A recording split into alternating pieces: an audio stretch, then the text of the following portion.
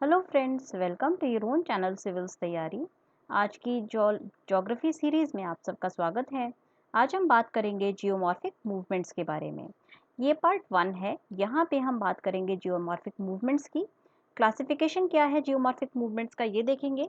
Diastrophism क्या होता है, इसके बारे में चर्चा करेंगे। एपोरोजेनिक मूवमेंट्स की हम बात करेंगे। अपलिफ्ट की बात करेंगे। सब्सिडेंस की बात करेंगे। ऑरोजेनिक मूवमेंट्स की बात करेंगे और एक्सोजेनिक जियोमॉर्फिक मूवमेंट्स की बात करेंगे। तो चलिए शुरू करते हैं। तो आज हमें सबसे पहले देखना है कि जियोमॉर्फिक मूवमेंट्स क्या होते हैं, कि व्हाट इज जियोमॉर्फिक मूवमेंट्स, इसके बारे में हम चर्चा करेंगे। तो देखिए, अर्थ का जो सरफेस होता है वो कॉन्स्टेंटली इवॉल्व कर रहा है, चेंज करता रहता है। मान लीजिए ये सरफेस है, अगर आज के आप अर्थ के सरफेस को हज़ारों साल पहले से देखेंगे, 10,000 ईयर्स पहले से देखेंगे या 15,000 ईयर्स पहले से देखेंगे, तो आप ये फाइंड करेंगे कि अर्थ का जो सरफेस है आज, वो पहले जैसा नहीं है। फॉर एग्जाम्पल, अगर आप वर्ल्ड का मैप देख रहे होंगे तो आप नोटिस करेंगे कि साउथ अमेरिका और साथ साथ अफ्रीका कॉन्टिनेंट आपस में बिल्कुल एक साथ जो है जिगसॉ पजल की तरह जुड़ जाते हैं। इसका मतलब कभी अर्थ के पास्ट में ये एक ही कॉन्टिनेंट का या एक ही लैंडस्केप का हिस्सा थे। तो अर्थ का जो क्रस्ट है वो कॉन्स्टेंटली जो है चेंज करता रहता है, इवॉल्व करता रहता है अपने आप को। और साथ साथ जो है ये इसके सरफेस पे भी चेंजेस आते रहते हैं। कुछ ऐसी फोर्सेस होती हैं जो अर्थ के सरफेस पर चेंजेस लाती हैं, और इन्हीं फोर्सेस को जो है हम जियोमॉर्फिक फोर्सेस कहते हैं।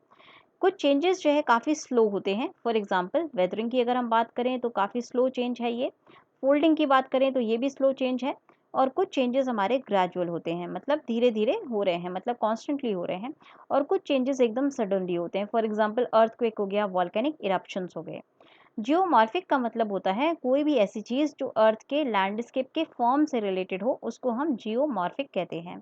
जियो स्टैंड करता है अर्थ के बारे में, ये हम पहले भी देख चुके थे। और मॉर्फोस का मतलब होता है फॉर्म। तो अर्थ की अगर फॉर्म से रिलेटेड कोई भी चेंजेस आएंगे तो उसको हम जियोमॉर्फिक बोलेंगे। जियो प्लस मॉर्फोस जियोमॉर्फिक हो जाएगा। अब हमारे जो जियोमॉर्फिक एजेंट्स हैं उसमें हमारे मोबाइल मीडियम हो सकते हैं। फॉर एग्जांपल, हमारा रनिंग वाटर हो सकता है, फिर मूविंग आइस मासेस और ग्लेशियर्स हो सकते हैं, विंड्स हो सकती हैं, वेव्स हो सकती हैं, करंट्स हो सकते हैं। और ये जो है आपका ट्रांसपोर्टेशन का काम करते हैं, रिमूवल का काम करते हैं, डिपॉजिशन का काम करते हैं। अर्थ के मटेरियल को इधर उधर ट्रांसपोर्ट करेंगे, डिपॉजिट करेंगे या रिमूव करेंगे। जियोमॉर्फिक प्रोसेसेस की अगर बात करें तो इसमें हमारे फिजिकल और केमिकल प्रोसेसेस होते हैं जो कि अर्थ के सरफेस पर चल रहे हैं। फॉर एग्जांपल, फोल्डिंग हो गया हमारा, फिर हमारा फॉल्टिंग हो गया, वेदरिंग हो गया, और साथ साथ इरोजन हो गया। तो ये सारे हमारे जो है जियोमॉर्फिक प्रोसेसेस होंगे। ये एंडोजेनिक और एक्सोजेनिक फोर्सेस की वजह से होते हैं। जियोमॉर्फिक मूवमेंट्स की अगर बात करें तो ये लार्ज स्केल फिजिकल और केमिकल चेंजेस होते हैं जो कि अर्थ के सरफेस पर होते हैं जियोमॉर्फिक प्रोसेसेस की वजह से। अब हम बात करते हैं एंडोजेनिक जियोमॉर्फिक मूवमेंट्स के बारे में। तो लार्ज स्केल जो हमारे मूवमेंट्स होंगे अर्थ के, ये कुछ ऐसी फोर्सेस के द्वारा लेकर क्रिएट किए जाते हैं जो अर्थ के सरफेस के अंदर से काम कर रही हैं। ये डीप बिलो हमारी अर्थ के सरफेस में काफ़ी डीप से ये एक्ट करती हैं। तो क्योंकि देखिए, लार्ज स्केल चेंजेस जो है ये केवल एक छोटे एरिया में नहीं होगा, ये काफ़ी बड़े अर्थ के सरफेस को जो है कवर करता है। और ऐसे सरफेस को कवर करने के लिए हमारी जो फोर्स होनी चाहिए वो भी काफ़ी स्ट्रांग होनी चाहिए। और स्ट्रांग फोर्स हमारी अर्थ के सरफेस के नीचे से एमिनेट करती है, नीचे से बिगिन होती है। तो अर्थ के सरफेस के अंदर से अगर कोई भी हमारी फोर्स ओरिजिनेट कर रही है और उसकी वजह से चेंजेस आ रहे हैं, तो उसको हम जियोमॉर्फिक एंडोजेनिक जियोमॉर्फिक मूवमेंट कहेंगे। फिर हमारा जो है इसको हम सिंपली एंडोजेनिक मूवमेंट भी कह सकते हैं, क्योंकि ये जब भी हम एंडोजेनिक बोलते हैं तो इसका मतलब क्लियर है कि एंडो का मतलब होता है इंटरनल और जेनिक मतलब ऑरिजिन। तो कोई भी हमारी अर्थ के सरफेस कर अंदर जो है ओरिजिनेट कर रही है अगर कोई भी फोर्स, तो उसको हम एंडोजेनिक फोर्स कहते हैं। अब जियोमॉर्फिक प्रोसेसेस जो कि हमारे अर्थ के सरफेस के अंदर से, मतलब कोई भी ऐसे जियोमॉर्फिक प्रोसेस जो कि अर्थ के सरफेस के अंदर एक्ट करने वाली फोर्स से ओरिजिनेट हों, तो उनको हम एंडोजेनिक जियोमॉर्फिक प्रोसेस बोलेंगे। अब हम बात करेंगे कि कौन सी फोर्सेस होती हैं जो एंडोजेनिक मूवमेंट्स को क्रिएट करती हैं। तो अल्टीमेट अगर एनर्जी बोलें जियोमॉर्फिक मूवमेंट्स की, इंटरनल मूवमेंट्स की, तो वो होती है अर्थ की इंटरनल हीट। और अर्थ की इंटरनल हीट बेसिकली क्यों क्रिएट होती है, क्योंकि बहुत रेडियो एक्टिव डीके होता था। तो रेडियो एक्टिव डीके ऑलमोस्ट 50% जो अर्थ की हीट है वो रेडियो एक्टिव डीके से क्रिएट होती है। उसके साथ साथ ग्रेविटी एक दूसरी, ग्रेविटेशन फोर्स एक दूसरी फोर्स है जो कि अर्थ की इंटरनल हीट, जो कि हमारे अर्थ के जो इंटरनल मूवमेंट्स हैं उनको जन्म देती है। ग्रेविटेशन से प्रेशर ग्रेडियंट क्रिएट होते हैं और टेम्परेचर और प्रेशर ग्रेडियंट दोनों एक साथ मिलकर के डेंसिटी डिफरेंसेस को क्रिएट करते हैं अर्थ की लेयर्स में। ये जो डेंसिटी डिफरेंसेस होते हैं इनसे कन्वेक्शनल करंट्स जो है आपके ओरिजिनेट होते हैं।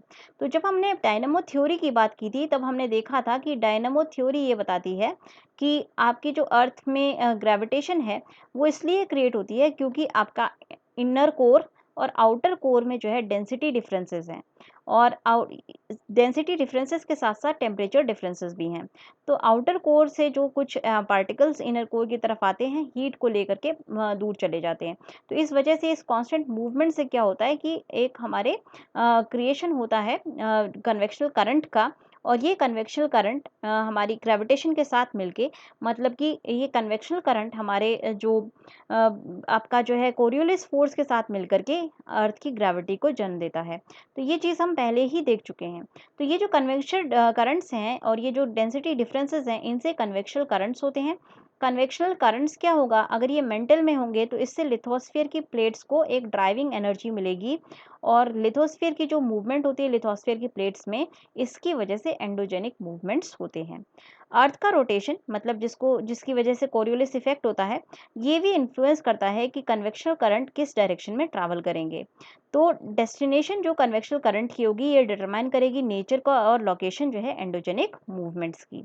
तो ओवरऑल मिलकर के हम ये कह सकते हैं कि हमारा जो टेम्परेचर डिफरेंस है प्लस हमारा जो कन्वेक्शनल करंट्स हैं प्लस हमारा जो कोरियोलिस फोर्स है, ये सारी चीज़ें मिल करके अर्थ में जो है ये लिथोस्फीयर में मूवमेंट का जो है पावर को क्रिएट करते हैं, लिथोस्फीयरिक मूवमेंट्स को क्रिएट करते हैं। अब हम देखेंगे क्या क्या क्लासिफिकेशन है एंडोजेनिक मूवमेंट्स की। तो एंडोजेनिक मूवमेंट्स दो तरीके से क्लासिफाइड हैं, डायस्ट्रॉफिक और सडन। तो डायस्ट्रॉफिज्म का मतलब होता है अर्थ के डिफॉर्मेशन अगर कोई आ जाए अर्थ के क्रस्ट पे तो उसको हम डायस्ट्रॉफिज्म कहते हैं। डायस्ट्रॉफिक मूवमेंट्स ग्रेजुअल होते हैं और ये काफ़ी हज़ारों साल तक स्ट्रेच कर सकते हैं, मतलब ये एकदम से नहीं होंगे, इनमें धीरे धीरे चेंजेस आएंगे अर्थ के क्रस्ट में, तो इस ऐसे मूवमेंट्स को हम डायस्ट्रॉफिक मूवमेंट्स कहते हैं। दूसरे अगर हैंड पे अगर हम देखें तो सडन मूवमेंट्स जैसे कि अर्थक्वेक हो गया, वॉल्केनिक इरप्शंस हो गए, ये काफ़ी छोटे टाइम पीरियड में टेक प्लेस करते हैं। डायस्ट्रॉफिक मूवमेंट्स को हम फर्दर क्लासिफाई कर सकते हैं एपेरोजेनिक मूवमेंट्स में और ओरोजेनिक मूवमेंट्स में। एपेरोजेनिक मूवमेंट्स को हम कॉन्टिनेंट बिल्ड फॉर्मिंग मूवमेंट्स कहते हैं, फॉर एग्जांपल सब्सिडेंस हो गया आपका और अपलिफ्टमेंट हो गया, और ओरोजेनिक मूवमेंट्स आपके माउंटेन बिल्डिंग मूवमेंट्स होते हैं, इसमें आपके फोल्डिंग और फॉल्टिंग होता है। अब अर्थ के मूवमेंट्स टोटली दो पार्ट्स में डिवाइडेड हैं, एंडोजेनिक मूवमेंट्स और exogenic movements. Endogenic movements again further divided होते हैं डायस्ट्रॉफिज्म में और सडन मूवमेंट्स में। डायस्ट्रॉफिज्म में आएंगे आपके एपेरोजेनिक या कॉन्टिनेंट फॉर्मिंग मूवमेंट्स, इसमें आपके अपवर्ड मूवमेंट्स होते हैं और डाउनवर्ड मूवमेंट्स होते हैं। अपवर्ड मूवमेंट्स को अपलिफ्ट कहते हैं, डाउनवर्ड मूवमेंट्स को सबसिडेंस कहते हैं। ओरोजेनिक मूवमेंट्स की अगर बात करें तो ये माउंटेन बिल्डिंग मूवमेंट्स होते हैं, ये टेंशन की वजह से हो सकते हैं, अगर ये टेंशन होगा इसमें तो हम जो है इसको फॉल्ट बोलेंगे और कंप्रेशन होगा तो हम इसको फोल्ड बोलेंगे। सडन मूवमेंट्स की अगर बात करें तो इसमें अर्थक्वेक होगा और वॉल्केनो होगा। फिर आपके एक्सोजेनिक मूवमेंट्स की अगर हम बात करें तो इसमें वेदरिंग और इरोजन होता है, जैसे कि फिजिकल होगी वेदरिंग हो जाएगी, केमिकल वेदरिंग हो जाएगी, बायोलॉजिकल वेदरिंग हो जाएगी। इरोजन आपके इरोशनल एजेंट्स की वजह से होते हैं, जैसे आइस की वजह से हो सकता है, रिवर या वाटर की वजह से हो सकता है, सी की वजह से हो सकता है, विंड की वजह से हो सकता है और अंडरग्राउंड वाटर की वजह से हो सकता है। अब देखते हैं कि डायस्ट्रॉफिज्म क्या होता है।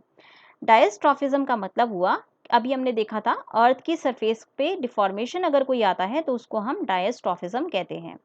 ये आपके डायस्ट्रॉफिक मूवमेंट्स की वजह से होते हैं, मतलब डिफॉर्मिंग मूवमेंट्स की वजह से होते हैं, जैसे कि फोल्डिंग, फॉल्टिंग, वार्पिंग, वार्पिंग मतलब कोई एरिया आपका जो है बेंड हो गया है या ट्विस्ट हो गया है तो उसको हम वार्पिंग कहते हैं। या फ्रैक्चरिंग, फ्रैक्चरिंग का मतलब होगा कि यहाँ पे आपका जो कोई भी एरिया है उसके बीच में फ्रैक्चर आ गया है, पूरी तरह से टूटे नहीं हैं, यहाँ पे चटक आ गई है बीच में, तो उसको हम फ्रैक्चरिंग बोलते हैं।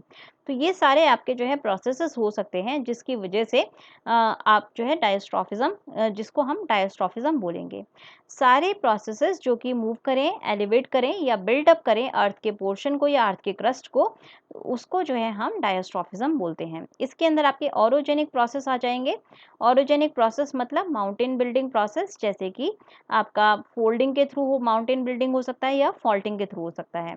इसमें आपके एपिरोजेनिक प्रोसेसेस भी आ जाएंगे, जैसे कि अपलिफ्ट हो गया या वार्पिंग हो गया या फिर आपका जो है सिंपल डिफॉर्मेशन हो गया।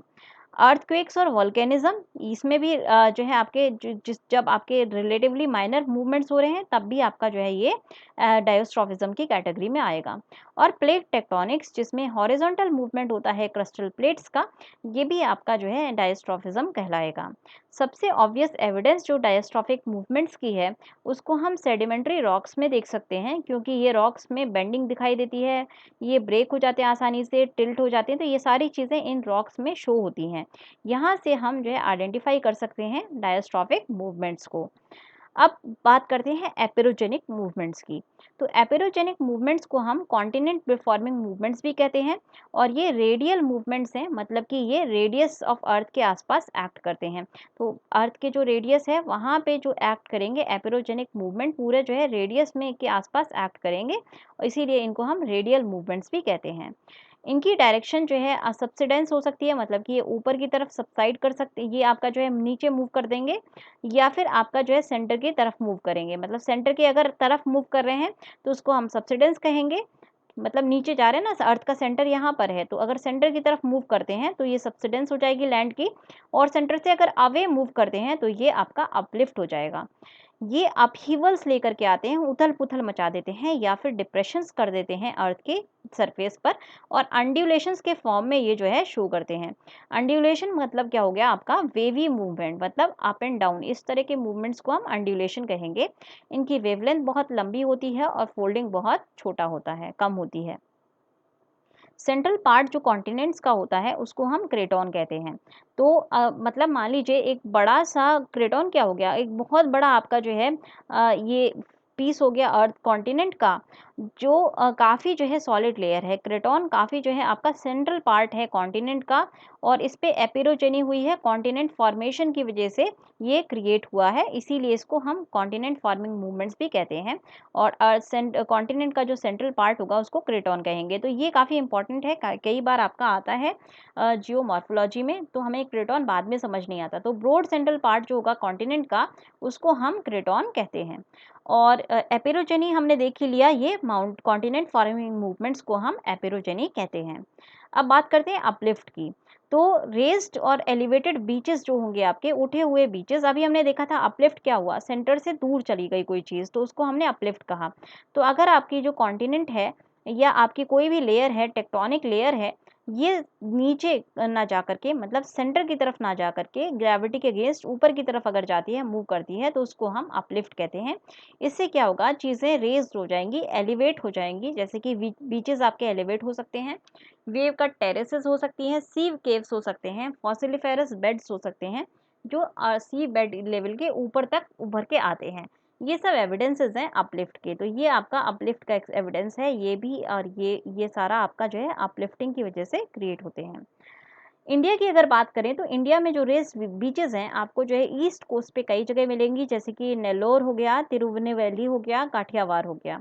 बहुत सारे ऐसे प्लेसेस हैं जो सेंचुरीज पहले जो है पहले जो है आपके काफ़ी ऊंचे थे, और अब जो है आपके जो है सी के अंदर थे, अब जो है आपको इनलैंड दिखाई देते हैं, मतलब कोई सी सरफेस के, सी के नीचे थे ये, बट क्योंकि इनके ऊपर जो है अपलिफ्टमेंट हो गया है तो ये अब हमें जो है दिखाई देते हैं अर्थ के सरफेस पे। तो ऐसे प्लेसेस को भी हम देख सकते हैं अपलिफ्ट की वजह से। फॉर एग्जांपल अगर आप बात करें कुरिंगा की, अगर बात करें जो कि गोदावरी के मुंह के पास है, और कावेरी पट्टनम की बात करें जो कावेरी डेल्टा में लाई करता है, कोरकाई की बात करें जो कि तिरुनेलवेली कोस्ट पर है, ये सारे जो है सी पोर्ट्स थे 1000 से 2000 साल पहले, और ये सभी जो है अपलिफ्ट की वजह से सी कोस्ट फॉर्म हुए थे।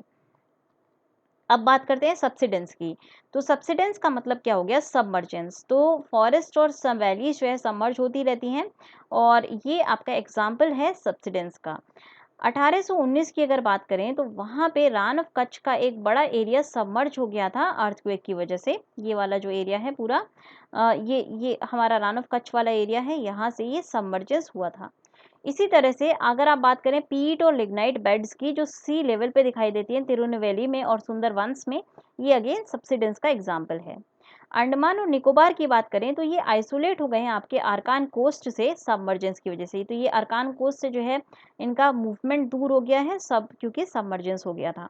इसी तरह से बॉम्बे की ईस्ट आइलैंड की बात करें तो यहाँ पे ट्रीज में जो है मड के अंदर एम्बेडेड पाई गई हैं, और वाटर मार्क जो है 4 मीटर बिलो है, वाटर मार्क है आपका, मतलब ट्रीज में जो आपकी मिट्टी पाई गई है एम्बेडेड, वो 4 मीटर बिलो है वाटर मार्क के। तो इससे ये बताता है कि पहले कहीं ना कहीं ये सब्सिडेंस हुआ होगा, इसी वजह से ट्रीज अब जो है अंडर वाटर चली गई हैं। तो ये आपके जो है काफ़ी जगह देखे गए हैं, सबमर्जेंस भी काफ़ी जगह देखा जाता है। जैसे अपलिफ्ट एक नेचुरल प्रोसेस है, वैसे ही सबसिडेंस भी एक नेचुरल प्रोसेस है।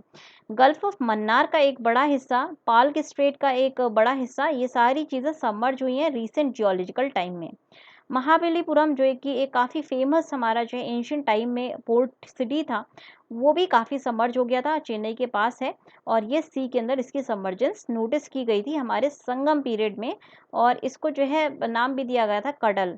कडल का मतलब होता है, उस वक्त कडल का मतलब होता था कि सबमर्जेंस। तो सबमर्जेंस जो है मतलब कोई भी आपका सी वाला ये लैंड का एरिया अगर पानी के नीचे चला जाए, क्योंकि आपकी जो लैंड है, ये जो कॉन्टिनेंट है, ये थोड़ा-सा नीचे मूव कर गई है, सबसाइड कर गई है, सेंटर की तरफ मूव कर गई है, तो ये आपका कोई भी land area under water submerge हो जाता है, उसको हम सब्सिडेंस कहते हैं।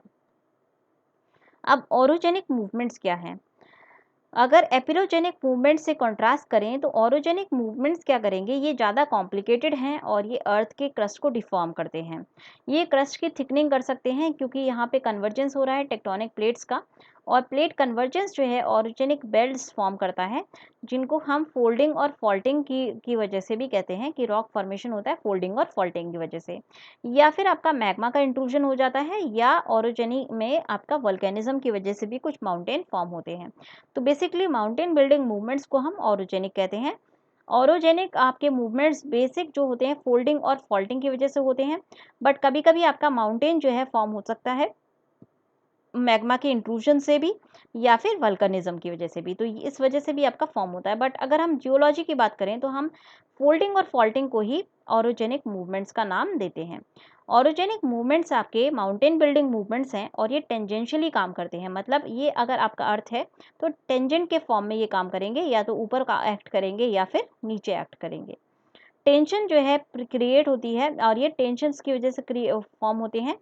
प्लेट टेक्टोनिक्स की वजह से फॉर्म होते हैं, प्लेट के मूवमेंट्स की वजह से फॉर्म होते हैं। हमने बात की थी कि लिथोस्फीयर एक होल में नहीं है, लिथोस्फीयर बहुत सारी प्लेट्स में डिवाइडेड है, और ये प्लेट्स जो है मूव करती रहती हैं लिथोस्फीयर में कन्वेक्शनल करंट की वजह से।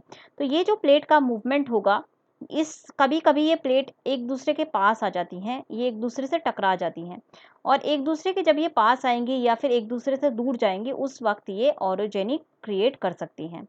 टेंशन क्या करेगा, फिशर्स को क्रिएट कर सकता है। मान लीजिए एक प्लेट है, ये वाला जो कॉर्नर है इस साइड मूव करना चाह रहा है, ये वाला कॉर्नर दूसरी साइड मूव करना चाह रहा है, मीन्स ए जो है इधर की साइड मूव करना चाह रहा है लेफ्ट साइड में, और बी जो है आपका राइट साइड में मूव करना चाह रहा है। तो बीच में से क्या होगा, टेंशन की वजह से ये दो ऑपोजिट डायरेक्शन में जो मूवमेंट करना चाह रही है वो पूरी प्लेट, उस वजह से बीच में से आपका जो है टेंशन क्रिएट होगा, और बीच में से फॉल्ट क्रिएट हो जाएगा। ये देखिए यहाँ पे ये फॉल्ट एक क्रिएट होता हुआ आपको दिखाई दे रहा है, तो ये फॉल्ट क्रिएशन हो जाता है, फिशर्स क्रिएट हो जाते हैं। तो यहाँ पे क्या होगा, कंप्रेशन या फोल्डिंग हो सकती है। फॉल्टिंग की वजह से क्या होगा, ये अगर मान लीजिए ब्रेकअप हो जाते हैं, ये प्लेट्स अगर ब्रेक डाउन हो जाती हैं, तो मैग्मा आपका इरप्ट हो सकता है अगेन, न्यू क्रस्ट को ये बर्थ देगा। फिर ये आपकी जो है एक के ऊपर एक प्लेट चढ़ सकती है। तो इस तरह से के जब मूवमेंट्स होते हैं तो ये आपका ऑरोजेनी को क्रिएट करते हैं। तो आज के लेक्चर में इतना ही, हम आगे देखेंगे अच्छे से फोल्डिंग फॉल्टिंग क्या होता है और उनको समझने की कोशिश करेंगे। अगर आपको पसंद आया हो तो लाइक करना ना भूलें। Thanks a lot and have a good day.